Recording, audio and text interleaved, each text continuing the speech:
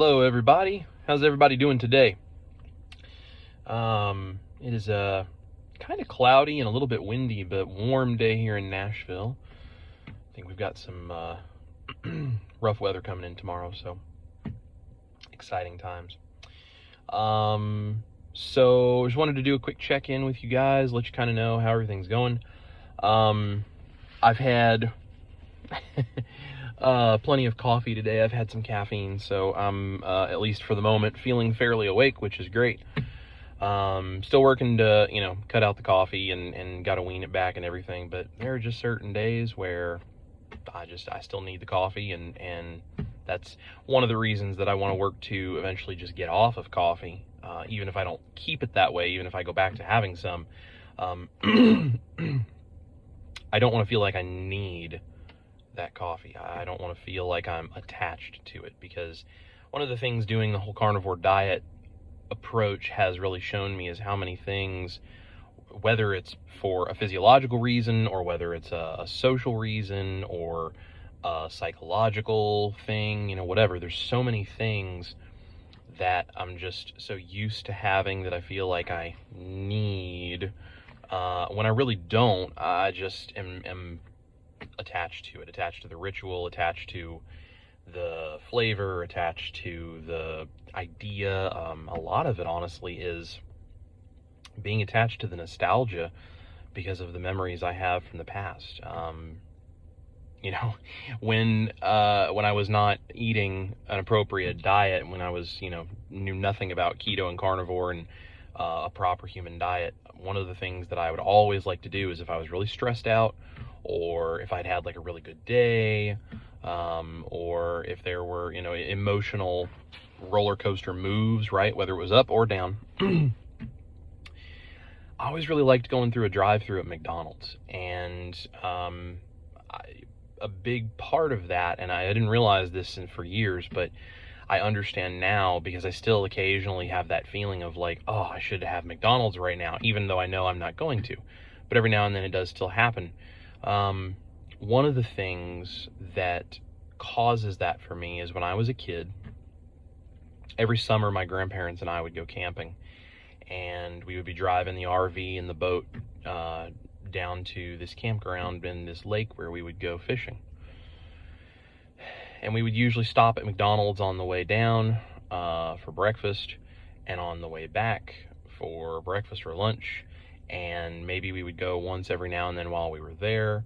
It was a bit of a drive to get to a McDonald's from the campground, so we didn't do it very much. But on the way down and on the way back, and there would be a lot of times where I would go with my grandparents for breakfast to the McDonald's, just when, I was just back at home, or we'd go for lunch, we'd go randomly for dinner, or, whatever. The food was good, sure, because, fast food is made to taste good and be addictive. But more importantly, my grandparents have always been very, very important to me. My grandpa is 95, almost 95. He's going to be turning 95 in October. And he's still, still kicking, still doing a good job. And for the age that he is, he's in great shape still. And my grandma, unfortunately, a number of years ago, passed away. That was a difficult thing for our family, and has always been kind of an empty spot. I think one of the things that is saddest for me about that is my grandma never got to meet my wife. And what's funny is I've looked at some things that my wife does, and the personality she has, and the things that she says, and how she approaches things, and there's certain things that I definitely see similarities in her and my grandma. And my grandma was just one of these people who would just spoil everybody that she loved in any way that she could. And I've told my wife before, I'm like, not only would my grandma loved you, but she would have been at everything we did, every show we ever had, every time there was an event in our lives. Like, she would have been there. That was who she was. She and my grandpa would have been packing up the car and headed, this way to be there for anything and everything we ever did. And miss her a very great deal. But the McDonald's thing comes from the fact that some of the best memories of my childhood, very simple things, come from going to McDonald's with my grandparents. And, if I'm really stressed out and I'm wanting some emotional relief, or if I'm having a really good day and I kind of want to continue that good feeling, whatever, McDonald's is one of the first things that I start to sort of crave. I don't really have cravings anymore on Carnivore, but the closest thing that I have to a craving is sort of a psychological craving, and it's a desire to go there and experience that, because it just brings back all of those feelings of being with my grandparents and playing in the little McDonald's play place thing, when I was a little kid, like going up through the tubes and looking out the little windows and waving at my grandparents, and just the different things that you do as a kid. And I did a lot of that stuff with them. When I was young, I lived with both my parents, my mom and dad, and also my grandparents, which are my mom's parents. It was all 5 of us in the same house for most of my childhood, at least with the exception of a few years there. Most of the time I was with them. So I really just grew up having 2 sets of parents, because my grandparents came to everything and they were involved in everything. And, doing the whole carnivore thing, I realized there's so many other reasons that we are attached to food or unhealthy habits or, these various things that go so far beyond just the physiological thing. I mean, of course, the sugar and the processed stuff, the carbs, all this kind of stuff. Yes, there's absolutely a physiological addiction to that for myself. And honestly, I think probably for everybody to some extent, but especially for some of us to a much greater extent, that's that whole, like, it's like you're an alcoholic kind of thing. But there's also a deep psychological connection that goes along with those things. And this is how addiction works, right? Whether it's cigarettes or crack or meth or sugar or any of these things, that's how addiction works. There's a physiological element and there's a major psychological and sort of social element to that.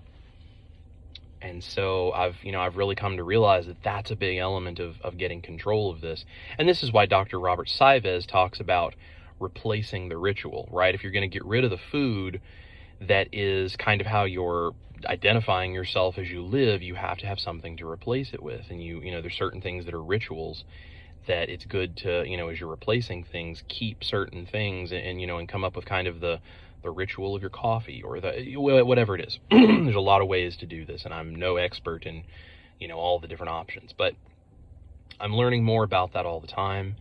And I'm realizing the coffee is something that, the caffeine is helpful on days that I'm really tired. And lately I've just been, not sleeping as well as I want. Basically, my brain is too overactive and I'm dreaming a lot. And so I'm looking at, like, okay, what can I do to maybe get some more physical activity during the day, increasing my fat intake a little bit at night. I'm going to start eating more of the butter bites that I make for my wife, because those are super helpful with her with hormones and, fat intake and stuff, because women especially are susceptible to that on a low-carb diet.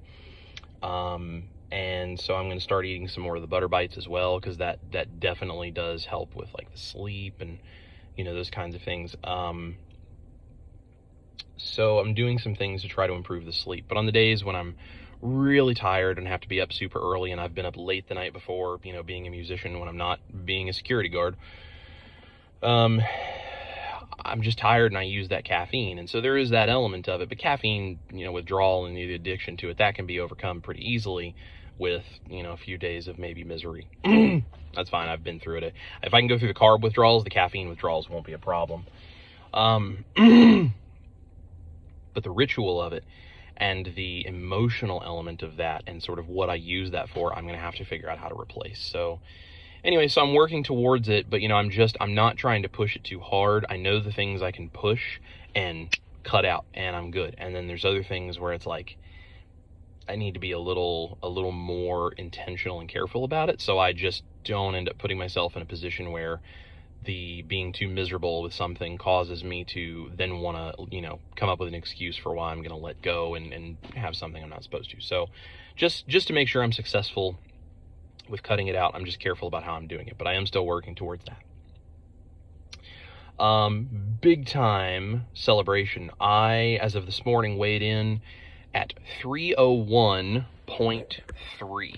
So I am 0.3 of a pound away from that 301. So I'm just over a pound away from breaking under that 300 mark. And y'all, I'm pushing for that under 300 thing, because it's been a while since I've seen that. And now once I get under 300, I got a long way to go from there, because my first big major goal of like where I would really like to be, at least starting out, is 220. So I think that's absolutely doable. It's going to take time, but that's fine. But breaking under 300 is a huge stride, because right now I'm down almost 44 pounds.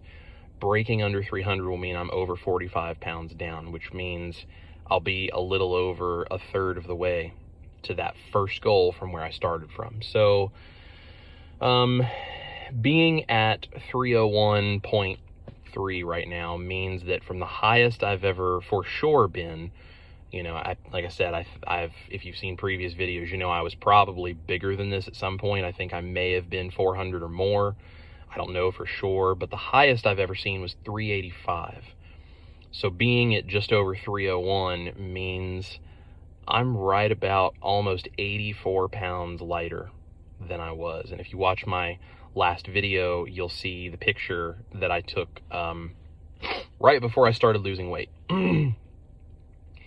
I don't even recognize the way my face looks and the way my body looks. When I stand in front of a mirror now, that is not in any way what I look like. As I get a little further along, I'm going to do some after pictures, and I'm going to create a little before and after, recreate that picture, and I'll share it with you guys. But it's just amazing how much has come off, how much weight I have lost, and how much better I feel. So anyway, that's kind of where I'm at right now. I'm just crossing my fingers and hoping I'm hoping maybe I'll be under 300 by this time next week. This past week, since my last video, since my last weigh-in, I lost like 2.5, 3 pounds, somewhere in that range. I have to double check exactly what I was, but I'm like doing between 1 and 2 pounds a week generally is what I've been losing.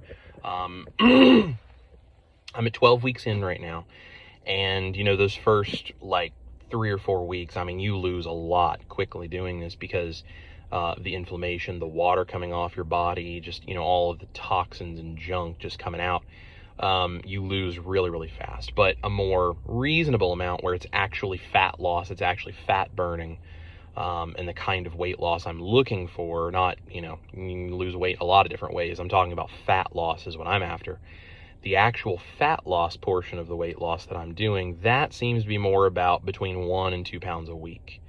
Over the last 6 to 8 weeks, that's been fairly consistent. So if I can keep that going, I'm hoping and praying that after a year of doing carnivore this way, there will be basically pretty close to that 220 mark, as far as my goal. I really hope that I can get there in that time. And if I can't, that's okay. I'm not putting a timeline on it. I'm just setting goals so that I can keep shooting for things. Right now I generally do 1 meal a day, 3 to 5 days a week, depending on hunger levels. And then a couple, 3-4 days a week, I'm doing 2 meals. Don't think I've had 3 meals in a day since probably even before I started carnivore, because I just didn't generally eat 3 meals a day most of the time anyway, even doing really crappy stuff. But there definitely was a point where I was eating 3 meals a day consistently, snacking in between, all this kind of stuff. Since doing carnivore, I would say more than half the time I'm only doing 1 meal a day. Sometimes I'm doing 2 meals a day. A lot of the days, if I have 2 meals, I'm doing that within a window of about 4 to 6 hours. I'll eat a little something when I get home, and then I'll eat again when my wife gets home, and that's it.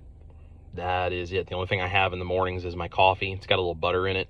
I may eventually try to cut that out so that I'm not getting anything in the mornings, and I can truly fast longer. But so far, I'm getting good results, and it's keeping me stable, so I'm not too worried. Yeah, so that's kind of what's going on. Things are good. We're having a good time and doing our thing. My wife has lost a bunch of weight, and she's feeling good too.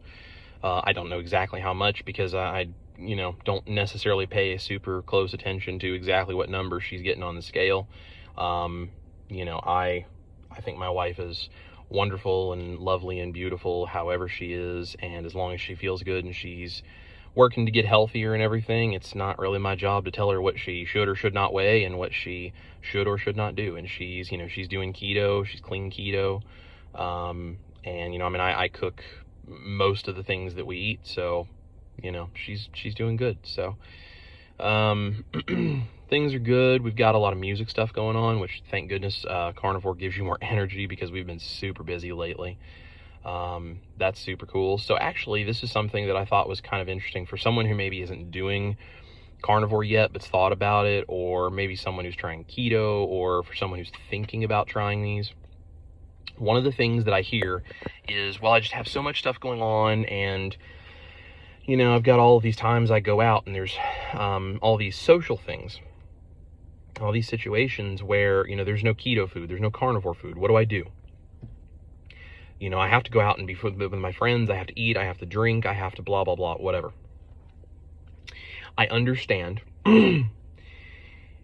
but at some point you have to decide for yourself, is that truly worth the health issues that it creates for you? It's not for me. Now, I'm not saying don't go out and be social and do the things you love to do. That's not what I'm saying at all. What I'm saying is you have to understand why you're actually going out. Are you going out for the fun social aspect? Great. That's fantastic. You should have a social life, be active, be, out there and know the people that are important to you and support them in the things they do and be there with them to celebrate things. Like, all of that's super important. But I think sometimes we confuse a social necessity with the food that tends to accompany those social necessities. And this is one of the ways that your brain, when it has an addiction, be it psychological, social, or physiological, or actually all three usually combined, when your brain has that kind of an addiction, it is trying to feed, it is going to help you come up with these excuses, right?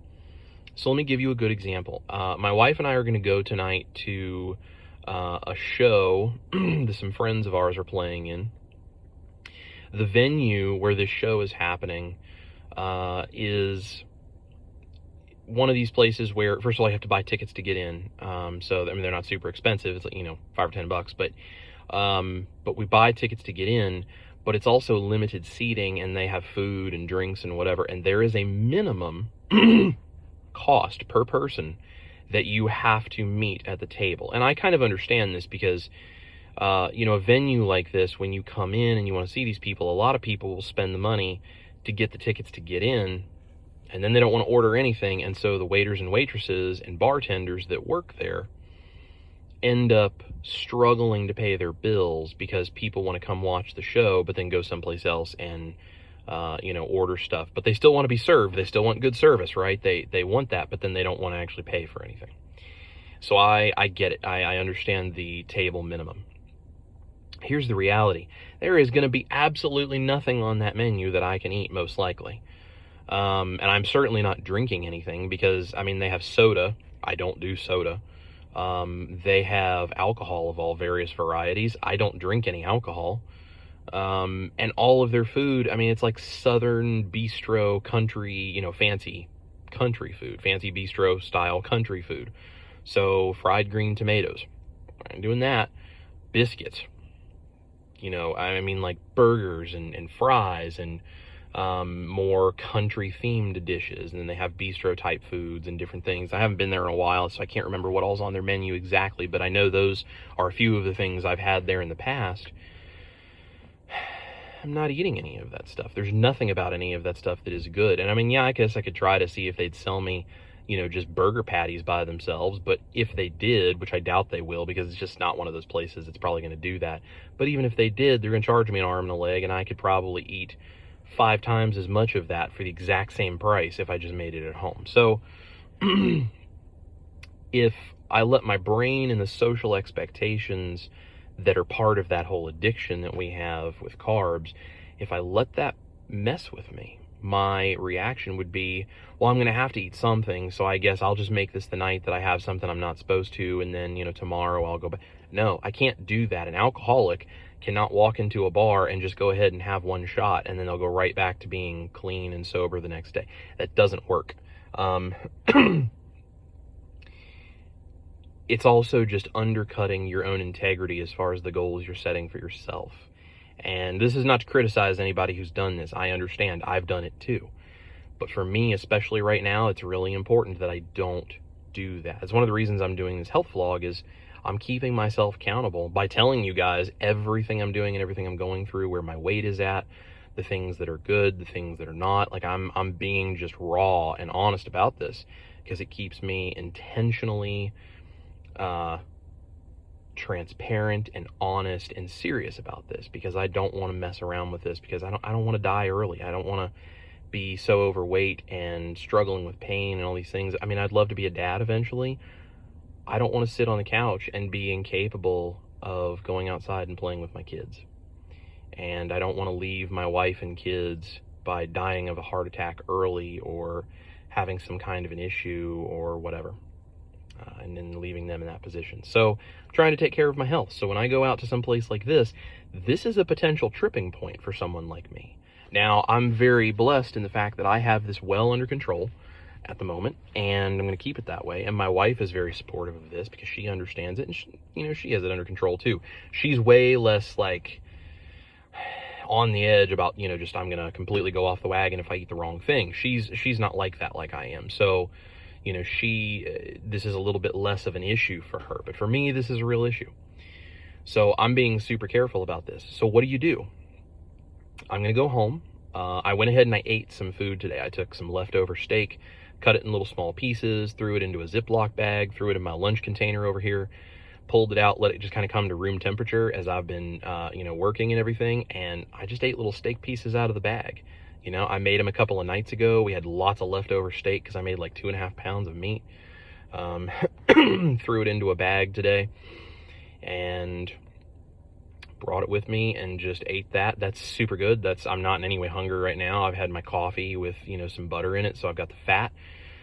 If I feel a little bit hungry when I get home, I don't think I will, but if I happened to, I'll make a little snack of bacon or something like that, something real high fat that's going to keep me satiated. And then I'm going to go to the show. I'm going to pay whatever the minimum table charge is, right, without getting anything for it. It's not about the money right now. I can be as cheap as the next guy. We are not, wealthy people. We are independent musicians who work hard for every dollar we've got. I don't buy super expensive meat. I buy the stuff that's on sale. Very rarely will I splurge on something super nice, but mostly I generally try to just buy stuff that's on sale and watch our budget really carefully. I don't like having to just spend money on nothing. But in this particular situation, I understand I'm not spending money on nothing. I'm spending money on my integrity and on the well-being of my mental state and the fighting of an addiction.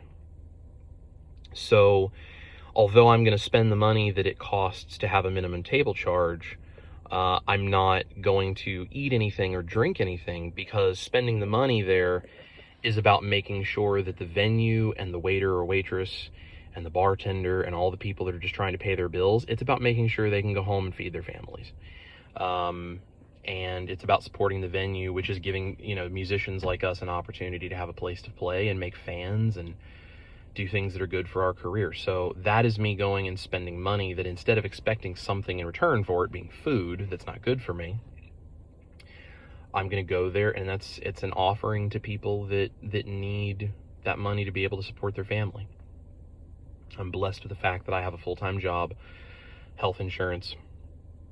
I have, a side hustle doing the guitar lessons that I do. My wife works full-time, and then both of us are full-time musicians. I mean, we hustle, we work hard, and it's expensive in Nashville. It's expensive to be a full-time musician. And you know, it's tough to do this, but we love what we do, and so we're willing to invest. And so we work really hard for every dollar we have, and we budget very carefully so that we can afford to do this. And we don't have a lot of extra, but you know, we have the extra when we need it. God has been good and provides what we need. So, you know, when we do something like go out to a show like this, we've budgeted for that. We know that we're going to be able to do that, go support our friends. And, you know, if you want people to be fans of yours, you have to also be a fan of other people trying to do the same thing, and go and support them the way you would like to see them supporting you. So we're going to go do that.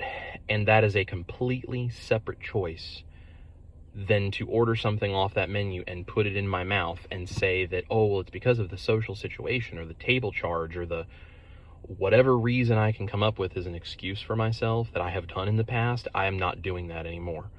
That's not to say if you've done that I'm judging you for it. In fact, I'm sympathizing with you for it, because I understand it is very difficult to wrap your mind around the idea of spending money on something that's not there, or just air, right? Just the right to sit there. That is a weird thing. But then when I really started to think about why I'm doing this, it's like, okay, well, the reason for it is very important. The people that it's helping, they deserve a chance to feed their families and provide just like I'm trying to do. It's my choice to go to this show, and that does not mean that I have to make the choice to then also have the food. And if I do that, that would be, just for me, I'm speaking for myself here, not anybody else. For me, that would be making an excuse so that I can eat something I know I'm not supposed to, feeding my psychological, social, and physiological addiction to carbohydrates. So I'm not going to do that. I'm going to stick to what I'm doing. My goal is to go a year on carnivore without having a cheat meal. And hopefully by that point, just cheat meals won't be a thing anymore. You know, I occasionally use some seasonings. Every now and then I use a little bit of like a 0-carb hot sauce or a 0-carb mustard. But beyond that, I don't have anything. I don't have any plant matter besides the little bit of seasonings. And I'm even limited on the seasonings and the hot sauce and that kind of stuff, because if I get too much of those will mess with me too, a little bit. So, you know, it's very, very minimal. And that's it. That's all I let myself have. And I even try to cut that back more and more and more. So I want to make it a year doing that, because I think that will make a big difference in my overall health, in my weight, in my psychological sort of understanding of my addiction, everything. So anyway, that's what I'm doing. That's where things are this week. I hope you guys are all doing great. I just love every one of you so much for supporting me, for being so kind as to tune in, hopefully to share this video with some people that might find this interesting or might find it helpful to have, you know, a vlog to watch to inspire them and encourage them that they can do this too. Because believe me, if I can do it, absolutely anybody can do it, because I had a serious carb addiction that I am fighting to keep at bay. And I've got it against the ropes. I've got it up against the ropes, as they would say, and things are going good, and that's why I'm not giving up now. So anyway, I got some cool stuff coming. I'm not going to say too awful much more, but I got some cool things coming. I'm working on some recipes and just some other secret stuff. So if you've made it this far in the video, make sure to like and subscribe and share this video and comment below. Let me know that you're here and you're watching. And if you've made it this far in the video, make sure to stay tuned, because there's going to be some cool stuff. So anyway, I appreciate you guys. I hope you're having a wonderful day, and eat your meat, love your life. This is Chris Cooking Nashville, health vlog checking in this week, and I'll catch you guys later. See ya.